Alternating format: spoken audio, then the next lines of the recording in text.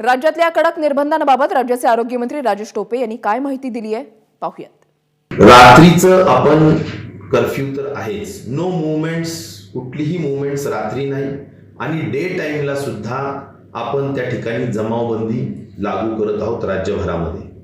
फक्त essential services आणि medical सर्व्हिसेसच चालू राहतील.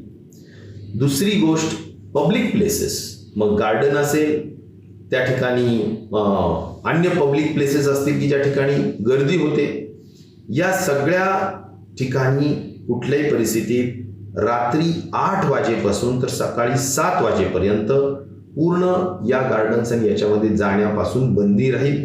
आणि डे टाइमला सुद्धा जर प्रशासनाला वाटलं की एखाद्या डे टाइमला खूपच गर्दी एखाद्या गार्डन्समध्ये किंवा अन्य काही ठिकाणी होतीये, तर त्या ठिकाणी सुद्धा काही स्पष्ट त्या लेवलचे निर्बंध लावले जातील, पण डे टाइमला गार्डन्स ओपन राहतील. तिसरी गोष्ट, शॉप्स, मार्केट्स, मॉल्स या ठिकाणी फक्त एसेन्शियल सर्व्हिसेस सोडून हे सर्व बंद राहतील. आणि हे सगळे 30 एप्रिलच्या पर्यंत हा निर्बंध लावण्याचा निर्णय घेण्यात आलेला आहे. पब्लिक ट्रान्सपोर्ट पूर्ण सुरू राहतील. पब्लिक ट्रान्सपोर्टला कुठलीही बंधन नाही. मग ते बस सेवा असेल, रेल्वे सेवा असेल, फ्लाईट सेवा असेल, ऑटो रिक्षा असेल, टॅक्सीज असतील, या सगळ्या गोष्टी चालू राहतील. परंतु थोडेफार निर्बंध असे की ऑटो रिक्षामध्ये ड्रायव्हर अधिक 2, टॅक्सीमध्ये 50%च लोक बसतील असे, बसेसमध्ये उभा नाही कोणी राहायचं, बसूनच त्या ठिकाणी प्रवास करायला हवा, अशा स्वरूपाचा आहे. आणि हे जर निर्बंध पाळले नाही तर प्रत्येक ठिकाणी 500 रुपये किमान फाईन त्या ठिकाणी आहे. मास्कला सुद्धा न वापरता जर आपण असे प्रवास केले आणि अशा काही गोष्टी केल्या तर त्या ठिकाणी सुद्धा 500 रुपये फाईन आहे. त्याचबरोबर प्रामुख्याने जेवढे काही प्रायव्हेट ऑफिसेस आहेत त्या सगळ्या प्रायव्हेट ऑफिसेसला वर्क फ्रॉम होम अशा पद्धतीच्याच सूचना देण्यात आलेल्या आहेत. त्यामुळे प्रायव्हेट ऑफिसेस बंद राहतील, त्यांनी घरूनच काम करावं. फक्त त्यात सूट आहे बँकिंग, इन्शुरन्स आणि मेडिक्लेम वगैरे वगैरेच्या ह्या ज्या काही पूर्वी जशा आपण काही सूट दिलेल्या होत्या पहिल्या लॉकडाऊनला सुद्धा त्यावेळेस सारख्या सूट त्या ठिकाणी देण्यात आलेल्या आहेत. गव्हर्नमेंट ऑफिसेस सुद्धा बंद राहतील, परंतु त्यामध्ये जे आरोग्य विभाग आहे, मेडिकल एज्युकेशन विभाग आहे, जो ह्या कोविडशी संबंधित विषय आहे, जसं आता आपत्ती विभाग आहे, हे सगळे विभाग पूर्ण क्षमतेने चालू राहतील. त्यात कोणीही सगळ्यांनी अटेंड करायचंच आहे. एम्प्लॉईज सगळे 100% क्लर्क, शिपाई पासून तर डेप्टी सेक्रेटरीज पर्यंत उपस्थित राहतील. परंतु जे या आरोग्याशी संबंधित विभाग नाहीत त्या लोकांना कुठल्याही परिस्थितीत 50% उपस्थिती ठेवायची आहे. 50% यांनी वर्क फ्रॉम होम त्या ठिकाणी करायचं आहे. मात्र मंत्रालयात, पब्लिक प्लेसेसमध्ये व्हिजिटर्सला त्या ठिकाणी जर लसीकरण करून आलेले असतील तरच अलाउड. त्या तुमच्या मंगल कार्यालयावाल्याला सुद्धा 10,000 हजार रुपयापर्यंतची फाईन लावण्याचा निर्णय सुद्धा कॅबिनेटनी या ठिकाणी घेण्यात आलेला आहे. रोड साईडला जे वेंडर्स असतात की जे छोटे मोठे सगळ्या गोष्टी विकतात, त्यांना तिथे न विकता, तिथे एका जागेवर गर्दी न करता मात्र त्यांनी जर पॅकिंग करून घरपोच या सगळ्या गोष्टी केल्या, जेणेकरून मुख्य उद्देश एवढाच की गर्दी टाळायची आहे आणि त्यामुळे त्या लोकांच्या पोटावर पाय पडावा अशातला कुठलाही विषय नाही. आणि म्हणून खऱ्या अर्थाने यांनी आपल्या घरोघर जाऊन सेवा देण्याची व्यवस्था करावी. उद्योग क्षेत्राला, कारण उद्योग क्षेत्र कुठल्याही परिस्थितीत सर्व कामगार त्या ठिकाणी असतात, त्यामुळं उद्योग क्षेत्र आणि त्याचबरोबर कन्स्ट्रक्शन क्षेत्र, डेव्हलपमेंटचे जे कामं चालू आहेत ते त्या ठिकाणी असणारे कामगार, त्यांना कुठलाही धक्का लावण्याचं काम केलेलं नाही. मात्र उद्योग क्षेत्राने त्यांच्या कॅम्पसमध्ये शक्यतो आपल्या सगळ्या ज्या काही कामगार आहेत त्यांची व्यवस्था जर केली आणि येणं जाणं जितकं टाळेल तेवढं बरं. अन्यथा काही पासेस देऊन सुद्धा त्या ठिकाणी व्यवस्था करण्याच्या संदर्भात विचार होणार आहे. स्पोर्ट्सच्या संदर्भात जिम्नॅशियम पूर्ण बंद करण्याचा निर्णय घेतलेला आहे. आउटडोर गेम्स मात्र काही प्रमाणात निश्चित प्रकारे चालू ठेवण्याच्या संदर्भातला विषय आहे. मात्र जे इंडोर असतात की ज्या ठिकाणी पूर्णतः AC असतो आणि AC मध्ये संक्रमण किंवा संसर्गाची भीती अधिक असते, ते बंद ठेवण्याचं आहे. मॅन्युफॅक्चरिंग सेक्टरमध्ये ऑक्सिजन वगैरेच्या बाबतीत आता अधिक आपल्याला काळजी घ्यायची. त्यामुळे ज्या प्रोसेस इंडस्ट्रीज जिथे ऑक्सिजन खूप लागतं ऑक्सिजन हायली कन्झ्युमिंग ज्या इंडस्ट्रीज आहेत त्यांना कुठेतरी निर्बंध आणावे लागतील. कारण आज आपल्याकडे जेवढे ऑक्सिजन निर्माण होत आहे त्यापैकी आपण 80% 90% ऑक्सिजन मेडिसिनला देऊन देखील ऑक्सिजनचा पुरवठा कमी होतोय. आणि म्हणून इंडस्ट्रीने खूप ऑक्सिजन कन्झ्युम करू नये आणि अशा ज्या इंडस्ट्रीज आहेत त्याच्यावर पूर्णतः बंदी आणण्याचं काम आहे.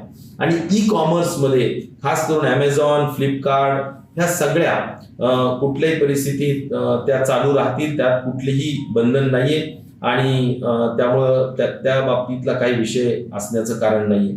त्याचबरोबर कोऑपरेटिव्ह हाऊसिंग सोसायटीच्या संदर्भात ज्या कोऑपरेटिव्ह हाऊसिंग सोसायटीमध्ये 5 आणि 5 पेक्षा अधिक ऍक्टिव्ह रुग्ण असतील तो कोऑपरेटिव्ह सोसायटीचा भाग हा त्या ठिकाणी कंटेनमेंट झोन हा असणार आणि तो डिक्लेअर केला जाणार.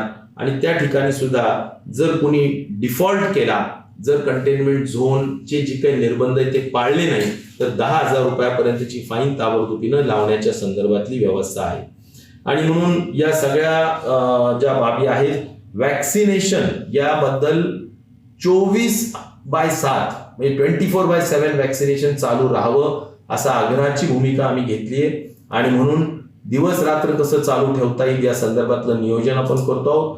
देशामध्ये आपण काल उच्चांक केला 4,62,000 आपण एवढे वॅक्सिनेट केलेले आहेत. परंतु इथून पुढे ही संख्या अधिक 6 लाख 10 लाखापर्यंत रोज अन्नधान्याच्या संदर्भातलं दळणवळण आहे त्याला हा बंधन नाहीये. आणि या संदर्भात रेमडेसिवीर आणि ऑक्सिजनचा पुरवठा कसा वाढेल या बाबतीतला सुद्धा त्या संबंधित कंपन्यांशी चर्चा विचारविनिमय करून अतिशय जलद गतीनं हा कमी पडत असलेला पुरवठा वाढवावा या संदर्भात सुद्धा निर्णय त्या ठिकाणी झालेला आहे.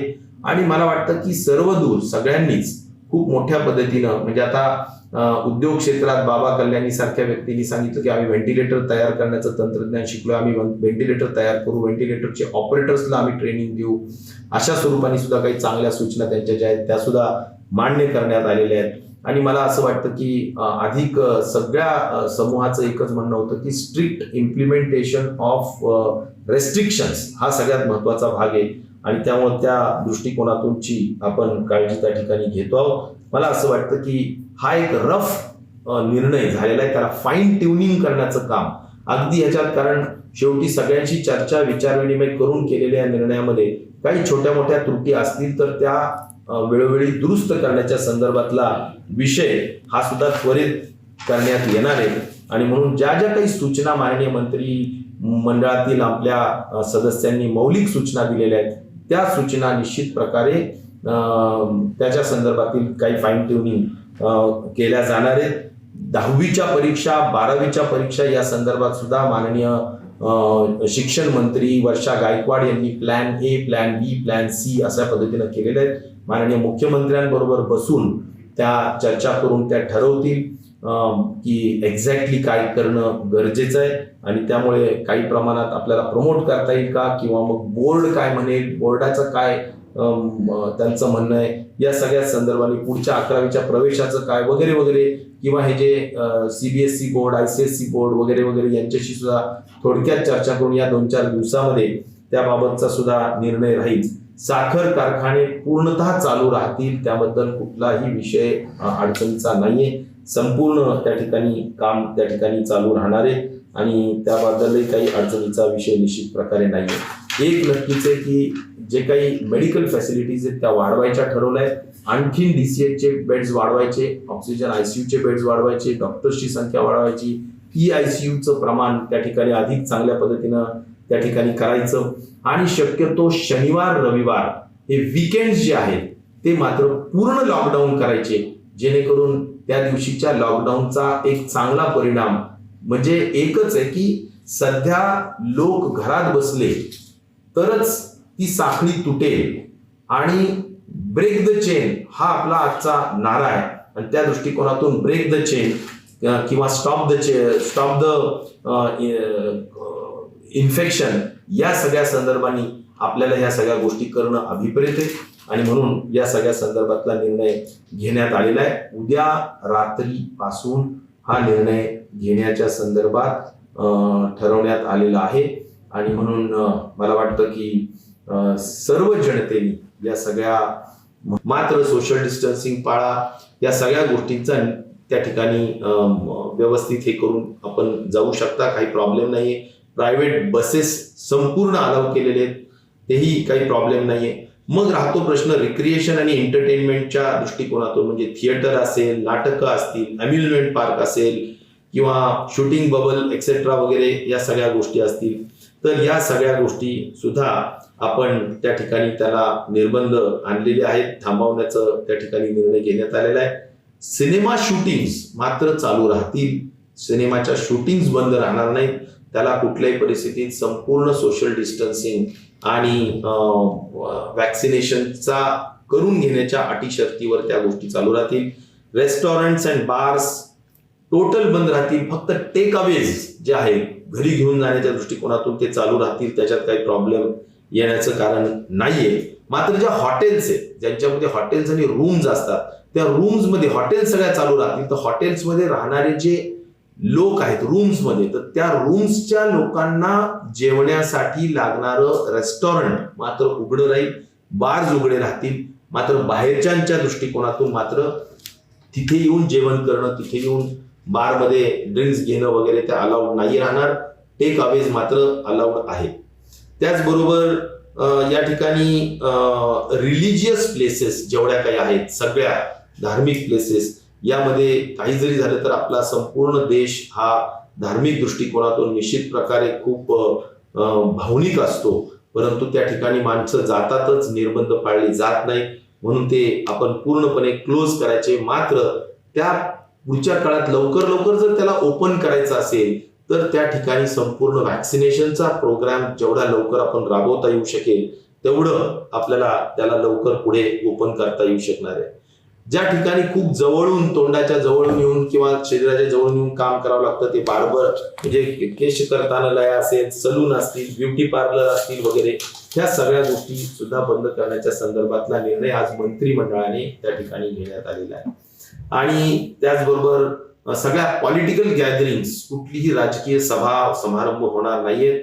आणि इलेक्शन्स वगैरेच्या संदर्भात सहकारी संस्थेच्या इलेक्शन सुद्धा मार्च पर्यंत ज्या बंद करण्यात आलेल्या होत्या त्याला पुन्हा 3-4 महिने एक्सटेन्शन देण्याच्या संदर्भात आता निर्णय कॅबिनेट आणि माननीय मुख्यमंत्री घेतील, आणि त्याला सुद्धा आपल्याला कोरोनाच्या पार्श्वभूमीवर सध्या घेता येणार नाहीये.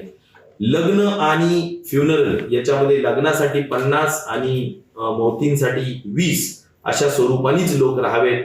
जर तसं नाही केलं तर लग्नाच्या समारंभ आयोजित करणाऱ्या लोकांना किंवा त्या तुमच्या मंगल कार्यालयावाल्याला सुद्धा 10,000 रुपयापर्यंतची फाईन लावण्याचा निर्णय सुद्धा कॅबिनेटनी या ठिकाणी घेण्यात आलेला आहे. एबीपी माझा, उघडा डोळे बघा नीट.